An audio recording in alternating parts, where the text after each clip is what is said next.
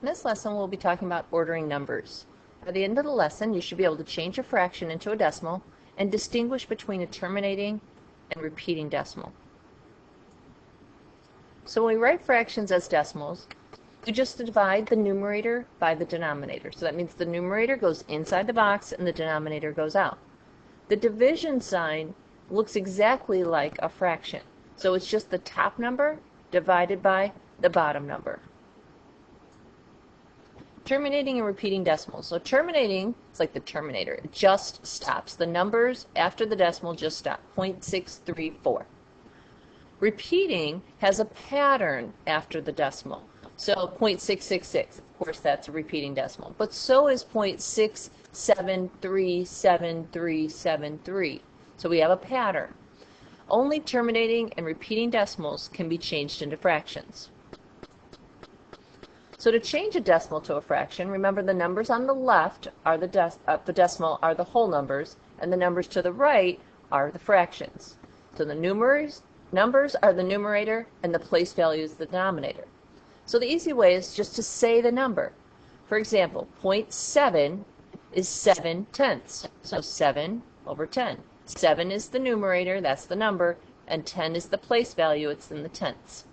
0.33 is 33 hundredths. 33 over 100. 1.63 is 1 and 63 hundredths.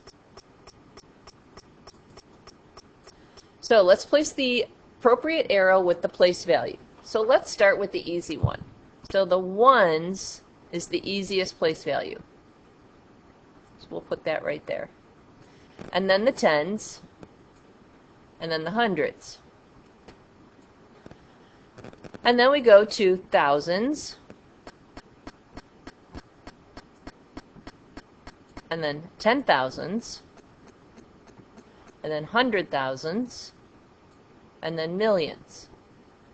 On the other side of the decimal, we repeat the exact same thing, but going backwards. The only difference is there's no once. I can't even say once, so there's no once. So we just switch, we go straight to tenths. And then over here, the next one is hundredths, so the next one over here is hundredths. The next one is thousands, the next one over here is thousandths. So it's just the THS on the back of the number. So order the decimals on the breakers from largest to smallest. So we got to remember that largest to smallest. So the first thing I'm going to do is pull out all the ones that have a number to the left of the decimal. So those three. So it's got a 1, a 1, a 1. Then the second number, I look at the second number. The second number for that is a 1 and a 0 and a 0. That means that that one is the biggest.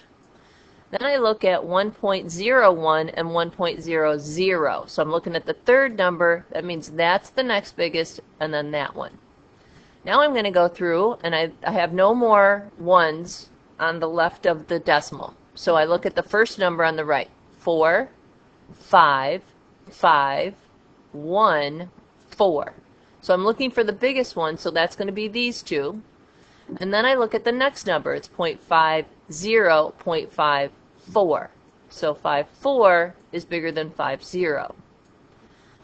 Then I look at the first number again. 4, 1, 4. So these two are my 4s. And then this says 0.44. This says 0.40. So this goes here, and this goes here. That means this one is the smallest. What are the numbers in place on the number line? Well, these numbers are just crazy. So the first thing I have to do is change all of these to decimals. So the square root of 150, that's 12.25.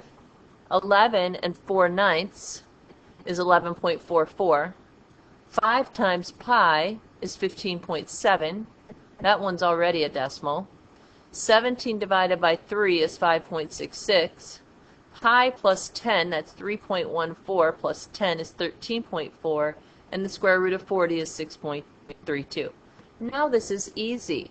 12.25 goes right in here. We'll take both of them. 11.44 is in here. Bring that one. 15.7's way over here. 8.33. The decimals are super easy to put in the right spot. 5.66. 13.14 goes right in here. And 6.32 goes here.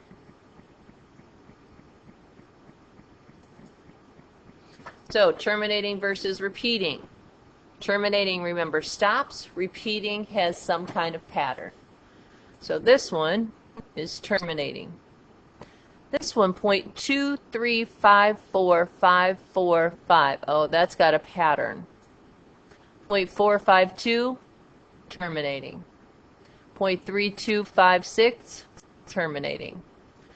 0.31115. So it almost looks like a pattern until they throw on that 5. So that means it's terminating. 0.368368. Oh, that's repeating. 0.2333.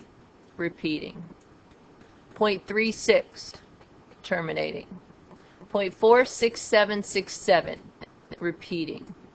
0.6666. Repeating. 0.1212. Repeating. 0.2772. Terminating.